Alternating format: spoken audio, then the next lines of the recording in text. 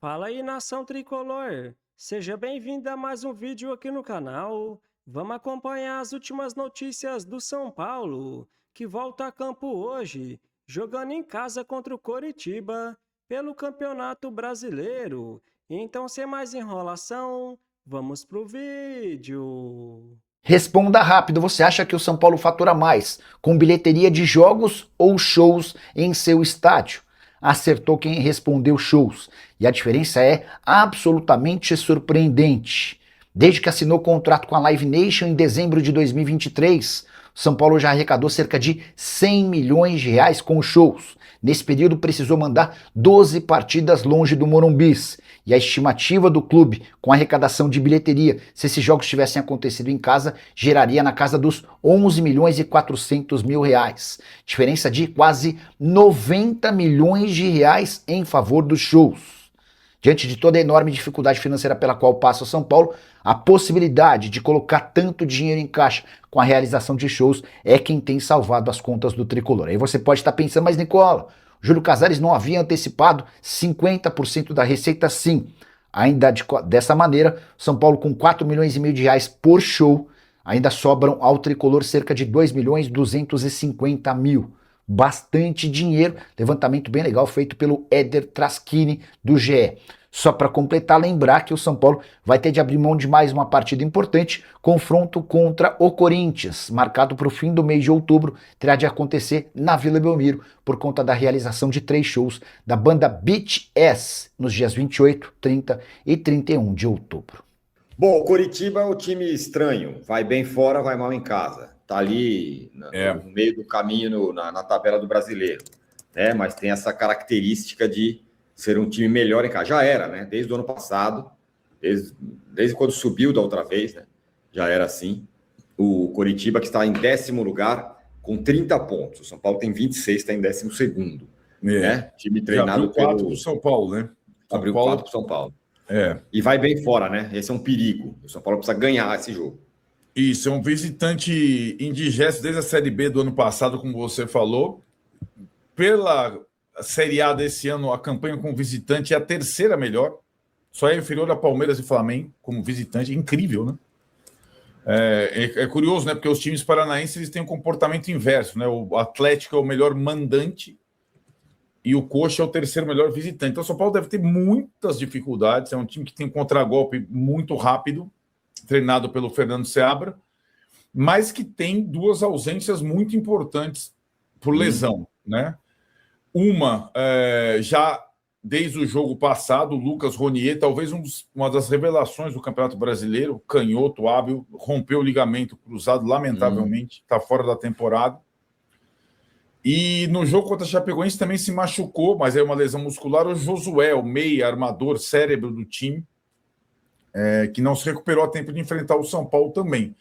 Então são 2 desfalques consideráveis para o Seabra, que deve... O Jaci, que ficou notório por ter caído no túnel, esse tá lá, bem. né?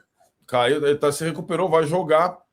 E na parte ofensiva jogam 2 especialistas em Série B, mas que na Série A pelo Curitiba tem ido muito bem. O Breno Lopes, aquele mesmo que passou pelo Palmeiras, e o Pedro Rocha. Chato, né? É jogador chato. Rápido. É grosso, não sei o que, ele é atacante chato, cara. Muito rápido. Chato, muito rápido, forte, enfim. E o outro... E o Pedro Rocha, que foi o artilheiro da Série B ano passado pelo Remo, né? Passou pelo Flamengo, Grêmio e tudo mais. Então é um time chato. Time chato.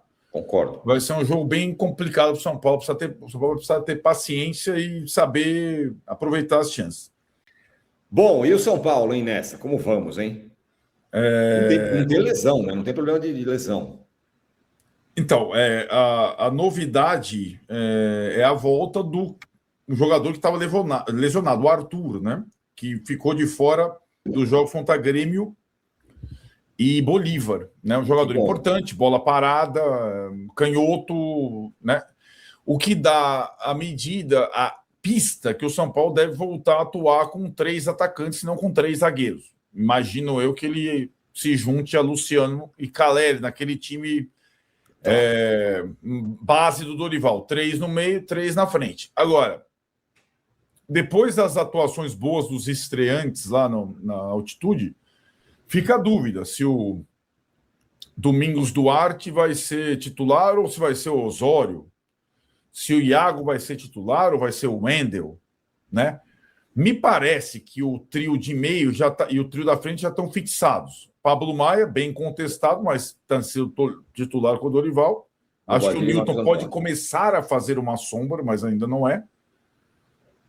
Marcos Antônio e Bobadilha, Arthur, Luciano e Caleri. Penso que seja esse o Lucas Ramon e Arboleda, e aí fica essa dúvida do quarto zagueiro e do lateral esquerdo, né? Se Domingos Duarte ou Osório, ou até Sabino e Iago ou Wendel, né?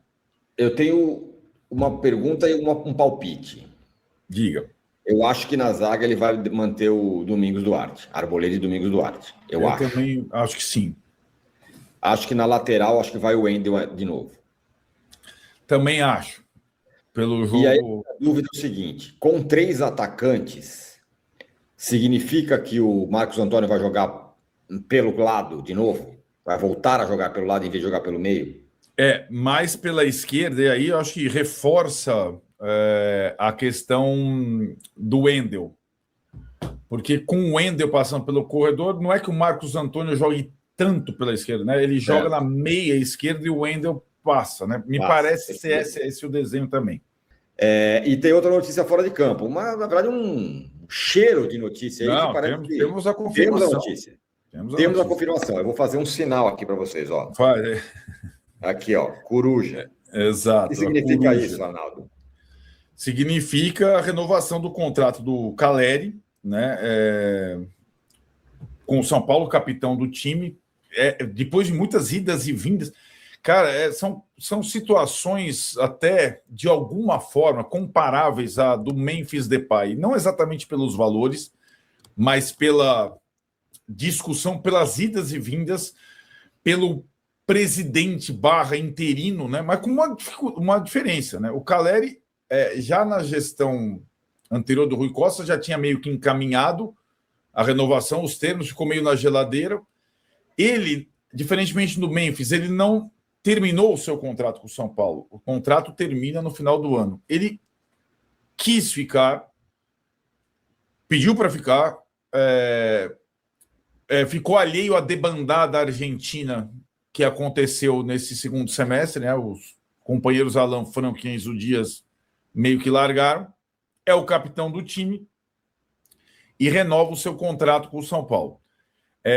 A questão, né, Tironi? Ele passa a ser o maior salário do time, já era ao lado do Lucas, né? E você fica com esse jogador, com esses 2 jogadores, na verdade, ou melhor dizendo, eram 3 jogadores mais ou menos no mesmo perfil, com o contrato acabando no final do ano. O Luciano renovou logo no início do ano, agora o Caleri renova, mas a minha impressão é que não dá para fazer o mesmo movimento com o Lucas, que está se recuperando de lesão, e o contrato termina no final do ano também. Ficou congelada também essa negociação por conta da lesão. É complexa, né? Porque são jogadores relevantes, cada um com a sua assiduidade. O Luciano bastante assíduo, o Caleri sim, desde que não estivesse se recuperando daquela lesão no cruzado, e o Lucas muito ausente por lesões, né? 3 jogadores caros.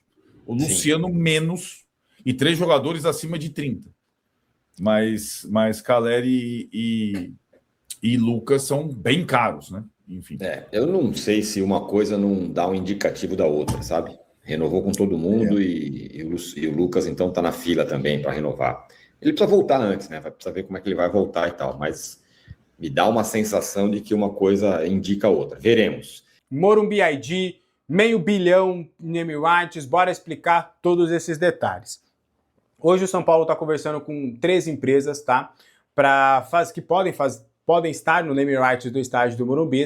Essas empresas estão conversando com o São Paulo, e aí a Morumbi ID, ou melhor, o BID, voltou até as conversas. Do que a gente tem de apuração, a BID tinha desistido dessa situação, com o Eduardo Toni ainda no comando. Mas, com a chegada do André Marques, o André Marques, inclusive o trabalho dele vem sendo muito elogiado internamente, tá? Não só de intermediações, mas de buscar ativos, de buscar soluções, de buscar realmente recursos para o São Paulo neste momento.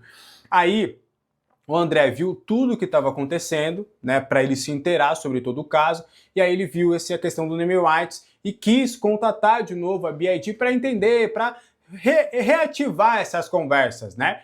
E aí, essas conversas foram reativadas de um ponto de vista positivo por parte da BID, e hoje a BID e o São Paulo estão mais próximas do que estiveram há pouco tempo. Ainda não dá para falar em negócio avançado, até porque tem outras empresas de olho também. Soube que tem banco também de olho, como o Banco Santander, tem também a MetLife, que estaria cogitando a possibilidade de ter um MetLife Stadium aqui no Brasil. Se eu não estiver enganado, tem a MetLife Stadium nos Estados Unidos e também na Inglaterra, no Reino Unido, mas eu posso estar enganado. Então a ideia também é de levar a marca também para outros locais do mundo.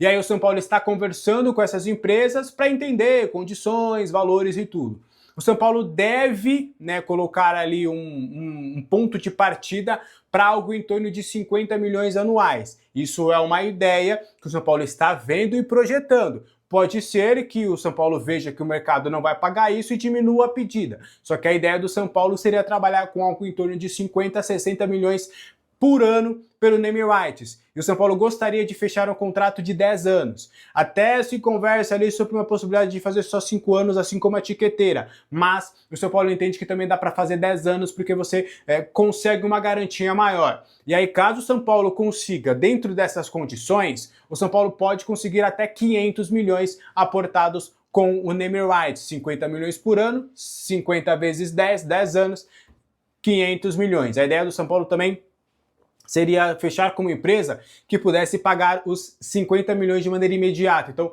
os 50 milhões do primeiro ano já ser pago ali numa tacada só, até para ajudar as finanças do clube neste momento de muita dificuldade, tá? Então a expectativa do São Paulo é de, depois de resolver essas questões com a Ticketmaster, ou com a Nilce, ou com a tiqueteira, enfim, já dar avanço e segmento nesses contratos de naming rights para que o São Paulo possa já fechar tudo isso aí também para a próxima temporada. Você gosta do nome Morumbi ID? Ah, e pegando um pouquinho do gancho da informação do GE, o São Paulo não trabalha mais com a parte de trocadilhos, tá? Então, por exemplo, se vier o MetLife Stadium, o Banco Santander, o Santander Stadium, soube também que o Inter também está cogitando entrar nessa parada, mas ainda com uma força não muito grande. Então, por exemplo, sei lá, um Inter Stadium ou o Estádio Banco Inter, pode acontecer também. São Paulo não vai mais trabalhar com essa sacada de marketing de Morumbi ID, Morumbic,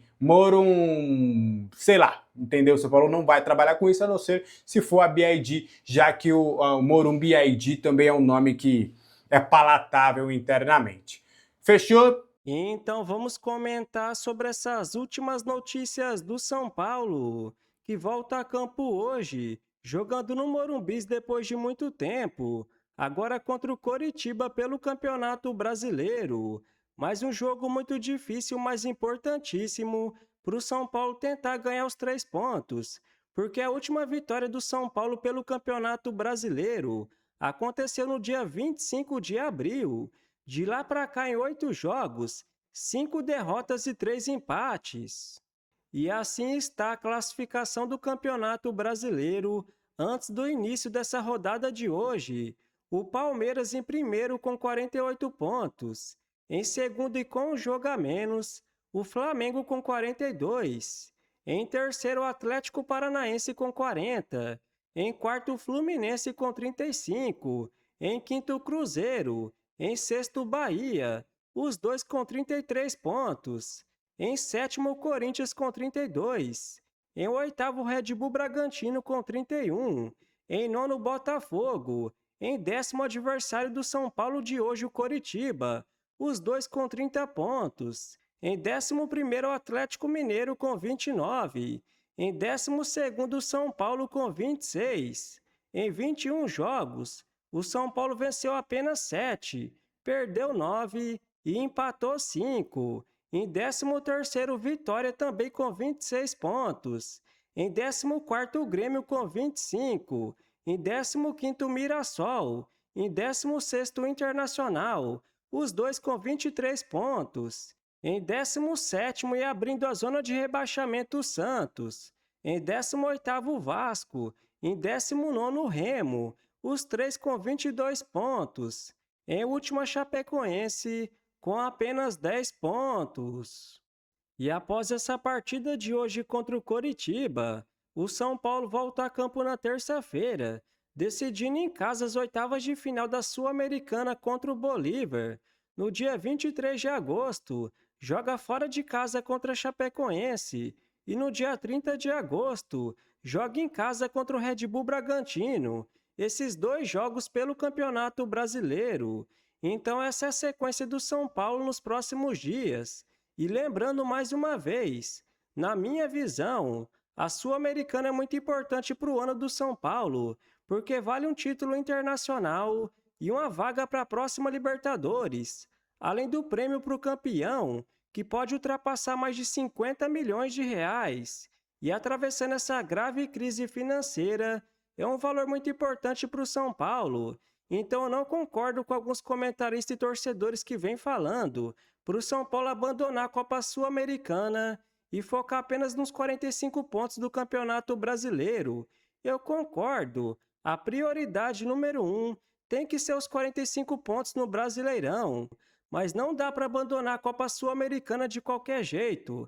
Até para não acontecer como foi no ano passado. Ser eliminado de tudo, ficar em 8º ou 9º no Brasileirão e nem conseguir se classificar para a próxima Libertadores. A não ser que realmente o São Paulo comece a correr o risco de cair para uma segunda divisão. Aí tá numas quartas ou numa semifinal de Sul-Americana. Aí foca mais no Campeonato Brasileiro. Se não, força máxima nas duas competições. Essa é minha opinião. E o meia Lucas Moura vem avançando na sua recuperação, mas só deve voltar aos gramados a partir de novembro. Só que o grande problema é que seu contrato já acaba em dezembro. E aí que eu pergunto para vocês renovariam com o Lucas Moura ou não? Na minha visão, o tricolor só deveria renovar com ele se ele aceitasse diminuir muito o seu salário, que chega perto dos 2 milhões por mês. Chega de tanto veterano no elenco, com alto salário como esse. Olha o Vitor Sá agora, por exemplo. O São Paulo fechou com um atacante de 32 anos de idade, num contrato de 3 anos e meio, e a partir do ano que vem, vai ganhar 1 milhão por mês. Isso, na minha visão, é muito absurdo. Por isso que o São Paulo não sai dessa grave crise financeira. Então, se você curtiu o vídeo, deixa seu like, se inscreva no canal e até a próxima!